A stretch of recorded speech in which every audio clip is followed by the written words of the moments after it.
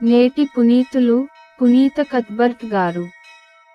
Angelus Domini nunciavit Mariae. అతడు దేవదూతను పంపి తన్ను సేవించువారని కాపాడెను. బుధవారం, మార్చి 20, 2024. మొదటి పఠనం దానియేలు గ్రంథము 3వ అధ్యాయం 14 నుండి 20, 91, 92 మరియు 95 వచనాలు. రాజు వారితో, షడ్రకు, మేషకు, అబేద్నెగో అనువారలారా వినుడు. మీరు నా దైవములను కొలువకుండుటయు, నేను నెలకొల్పిన బంగారుమూర్తిని ఆరాధింపకుండుటయు నిజమేనా? ఇప్పుడు మీరు బూరలు, పిల్లన గ్రోవలు, తంత్రీవాద్యములు, వీణలు, స్తుతులు మొదలైన వాద్యముల సంగీతము వినగనే శిరము వంచి ప్రతిమను ఆరాధింపుడు లేదేని మిమ్ము తక్షణమే గనగనమండు కొలిమిబట్టిలో పడద్రోయింతును. నా బారి నుండి మిమ్ము రక్షింపగల దైవము ఎవడును లేడు అని పలికెను.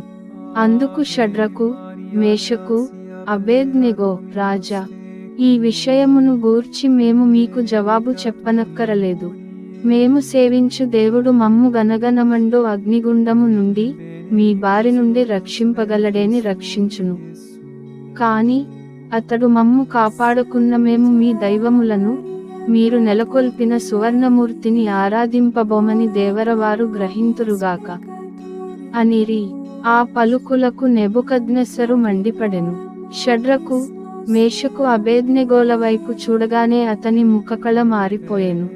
అతడు కొలిమిబట్టిని 7 రెట్ల అదనముగా వేడిచేయుడని సేవకులను ఆజ్ఞాపించెను. ఆ 3 మనుష్యులను బంధించి గనగనమండు కొలిమిబట్టిలో పడవేయుడని తన సైన్యమున బలాఢ్యులైన వారితో చెప్పెను. అంతటా నెబుకద్నెస్సరు రాజు ఆశ్చర్యముతో లేచి నిలుచుండి, మనము 3 నరులను బంధించి అగ్నిగుండమున వేయలేదా అని తన ఉద్యోగులను అడిగెను. వారు, అవును ప్రభూ అని జవాబు చెప్పిరి. అతడు, అట్లైనచో నాకు 4 మనుష్యులు అగ్ని చుట్టూ తిరుగుచున్నట్లు కనిపించుచున్నారేమి? వారికి బంధనములు లేవు, ఎట్టి బాధలను కలిగినట్లు లేదు. 4వవాడు దైవకుమారుని వలె ఉన్నాడు అనెను. అప్పుడు రాజు ఇట్లనెను, షడ్రకు, మేషకు, అబేద్నెగోల దేవునికి స్తుతి కలుగునుగాక.